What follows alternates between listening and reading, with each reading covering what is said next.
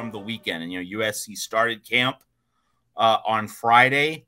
And, Bear Alexander with a slight injury, so we didn't get to see him hit the field. The news has come from the offensive side of the ball. And obviously, people are going to say, well, come on, the offense, that's established. The offense is going to rock and roll.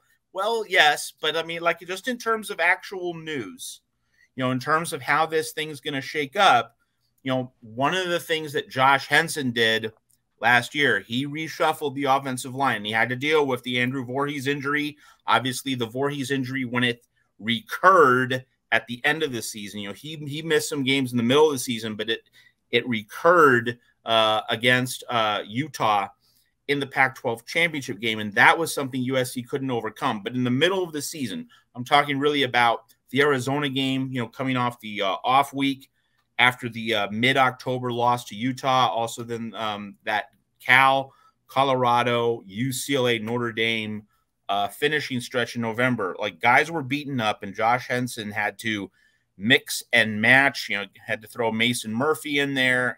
Bobby Haskins was saved that offensive line with his ability to play through pain. Justin Dietich missed the Oregon State game, or at least he wasn't fully healthy for the Oregon State game. Cortland Ford was injured. You saw Gino Quinones get a little bit of action, but Josh Henson really had to mix and match pieces. And so that's the lead into this story with USC breaking camp and the reshuffled offensive line. So the news is that Jonah Monheim, who had been slotted in at right tackle, he's going to be moving over to left tackle. Michael Tarquin, a transfer from Florida, he's starting camp as the right tackle. And you're going to see Jarrett Kingston and Emmanuel Pregnon as the guards with Justin Dietich at center. So that's multiple changed slots, multiple changed assignments on that offensive line. But, and this is the bigger story, that's the immediate news. But the bigger story is you're probably going to see Monheim, getting some work at left tackle, but he might be reslotted to right tackle. This is not a permanent thing. A lot of what the coaches said at camp, and Ryan Karchi of the Los Angeles Times in particular said, we shouldn't think this is a permanent arrangement. But guys are going to be coached up at multiple spots. And so it's setting the stage really for, Lincoln Riley and Josh Henson to find guys at different positions, see where they work. And it's part of really what is the bigger overall story for USC as an entire team, an entire roster. The Trojans really have a month and a half, not from now, but a month and a half from the week 0 game against San Jose State through the Arizona game on October 7th. USC should not be significantly challenged in any of its first 6 games. San Jose State, Nevada, Stanford, which, is going to be good next year, but not this year. Arizona State, pretty similar to Stanford. The cavalry's coming with recruiting, but not in time for this year. Going to be undermanned. Dion's, Colorado team, is in a world of hurt, is going to be, learning on the job first month of the season. And then Arizona at home on October 7th. USC should not be sweating any of these games in the final 7-8 minutes of regulation time. And so this backloaded schedule, which is going to be a bear when the Trojans arrive at it, it's going to be tough. But the flip side is, or the trade-off is, that USC has 6 whole game weeks to figure out who is best in what spot. The coaching staff's going to be able to experiment, should be able to play around with different combinations, different roles, different responsibilities, offense and defense.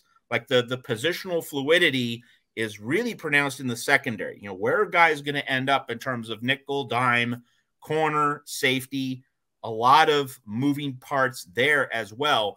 It just happens to be that at the start of camp, the offensive line is where there's been some concrete news in terms of reshuffles, but those reshuffles shouldn't necessarily stay in place. But it gives us a sense of the coaches think that Jonah Monheim, kicking him over to left tackle, that might be the prime position for him as the backside protector for Caleb Williams. They love what they see from Monheim. They know he's a leader on the team.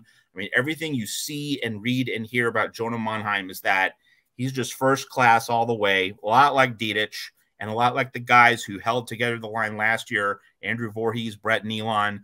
Monheim seems to be cut from that same cloth as a leader. The fact that he's a returning guy, unlike Kingston, Pregnon, Tarquin, maybe the coaching staff feels more comfortable giving him that premium left tackle slot and all the responsibility that goes along with it. So those are the temporary, or at least, for now, reslotted offensive line assignments. So it's worth taking note of those positional adjustments by Lincoln Riley and Josh Henson. But of course, when they play the game against San Jose State, they might come back the next week against Nevada, which is a weaker opponent than San Jose State. Like, it's not as though the games are going to be on an escalator of toughness. That's really not how it works.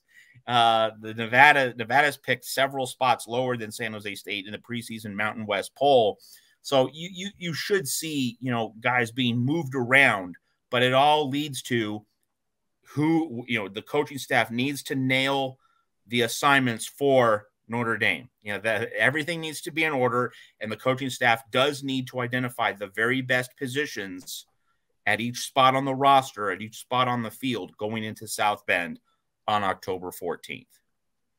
The position unit that requires the most cooperation, the most cohesion, is the offensive line. It's the most complex to coordinate and get the right combination. You can't always have your best 5 and most talented players on the field, because certain players may only be able to play certain spots.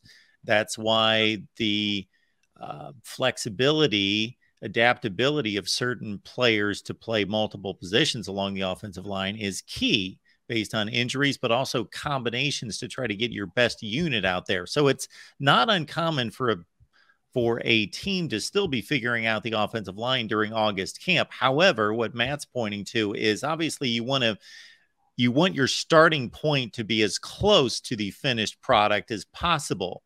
So you review game tape, you review who played well in what positions, and you go through all sorts of rating processes to say, this combination looked the best, but this guy's a better left guard than right guard. However, that's our best right guard is this other player. And there's all sorts of variables to figure out.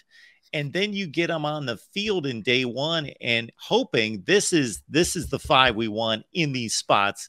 But rarely does that happen, and then you may need to adjust, and you've got 4 weeks to do so. But you at least want to come as close to possible on that day one to the end result.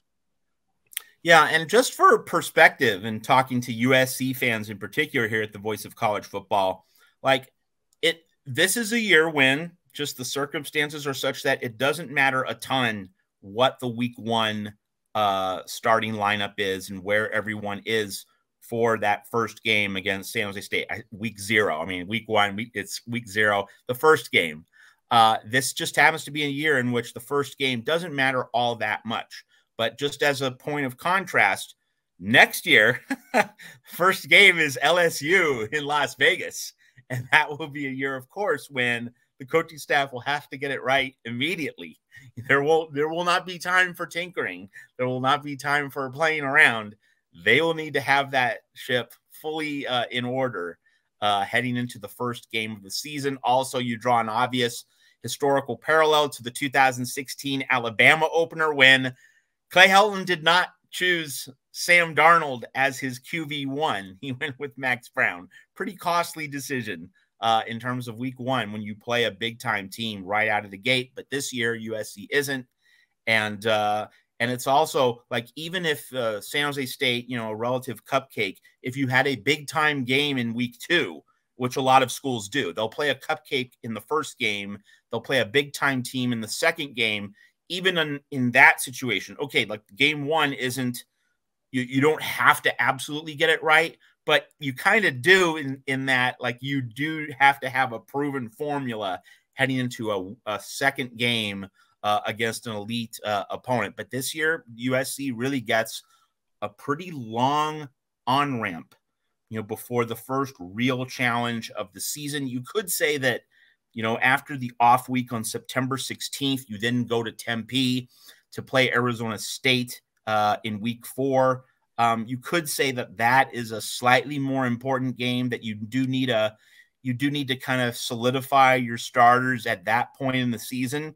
That's a fair argument, but really, I think that because USC is playing those 8 straight weeks, weeks 4 through 12, right now, like at the start of the season, trying to map out a full plan that's going to have the team cohesive, robust, resilient, fresh for the full journey, not just for specific games. If you're mapping out a 12-game strategy and making sure that USC is, reasonably healthy, or you have the best chance of being healthy and deep at the very end in mid-November, I would say you don't have to treat that week 4 Arizona State game as a game where, you have to have your starters firmed up at all the specific spots, offense and defense. I think, mixing up the snap counts, balancing the snap counts, I should say, that's a more precise term, balancing the snap counts throughout those first 6 weeks so that you have a lot more in the tank getting into mid-October in that 4-game gauntlet in 5 weeks, Notre Dame, Utah, Oregon, Washington, 4 big games in 5 weeks. I don't think you have to put too much emphasis on that Arizona State game coming out of the off week on September 16th. I really think a 12-week plan, thinking about the whole season, balancing the snap counts as much as possible in each of those first 6 games, I think that's the most appropriate approach. But it'll be interesting to see how Lincoln Riley and Alex Grinch handle that.